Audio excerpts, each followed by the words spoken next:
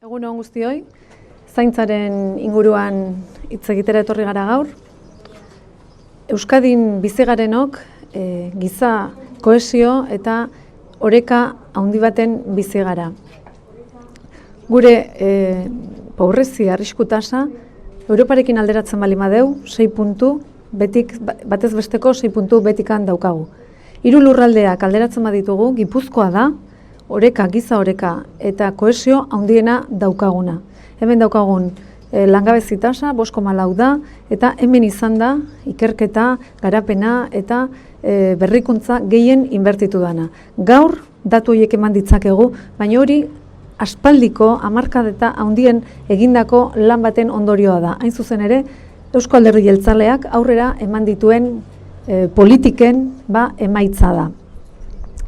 Orain eskuartean erronka berriak dauzkagu, eta erronka berrioien artean zaintza daukagu, adinekoen zaintza. Eta pres gaude erronka hiri eusteko, erronka horiei aurre egiteko, ze denbora eduki dugu ere, aztertzen, ikusten, eta ze behar dauden, behar horiei behar dan bezala erantzuten jarraitzeko.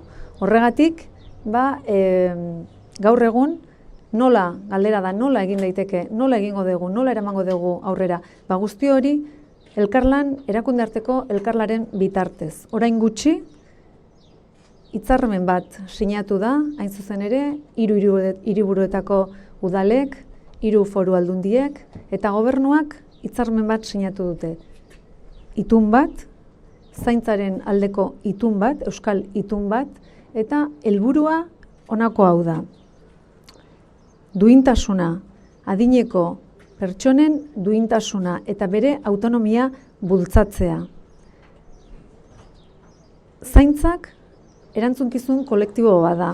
Guztiok erantzun behar dugu eta guztion artean egin behar dugu gure adineko pertsonek ondo baino hobeto hartatuak izatea. Gaur egun gero eta gehiago bizi gara eta gero eta hobeto bizi gara.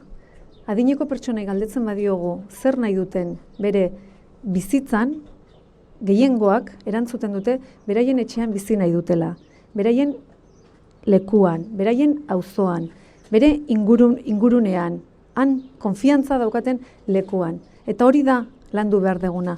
Aldan guztia, saiatu bergera, gure adinekoak etxeetan hartatuak izatea. Baino, aiatzen damnean, momentu bat, beste zaintza berezi bat behar danean, horretarako ere prestatuta egon behar da, eta horretarako zerbitzu berriak eman behar ditugu. Guk, Eusko Alderdi Jeltzaleak, gure programa, hauteskunde programan, zaintzaren inguruan neurri desberdinak dauzkagu.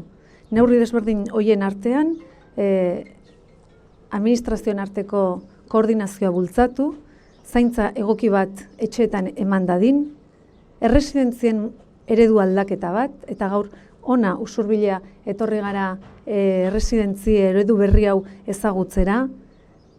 Eredu berritzailea da guztiz, eredu bat non orain arteko erresidentziekin gutxi zerikusia daukana, espazio handiak, baino unitate konbibentzial txikiak, non 20-25 pertsona biziko direnak, eta helburu bakarra da etxean bezala sentitzea eta etxean bezala egotea. Hori da aldundien eskutik bultzatzen ari garena eta bultzatuko duguena.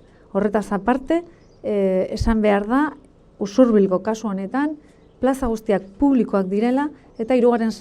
sektoreak kudeatzen dituela. Beste neurri batzuk ere baditugu, nahitazko bakardadearen aurre egiteko, edo etxe bizitza eredu berriak bultzatzea, co-housing bat bezala, edo intergenerazioen arteko etxeak, hortaz aparte ere formazioa ematea profesionalei, soziosanitarioen eremuan lanean ari diren profesionalei formazioa ematea eta zaintzaileei zaintzea. Hoiek eta gehiago ditugu gure hauteskunde programan, eta gure nahia da, hauteskundeak eta gero, ekimen guzti horiek aurrera ematea.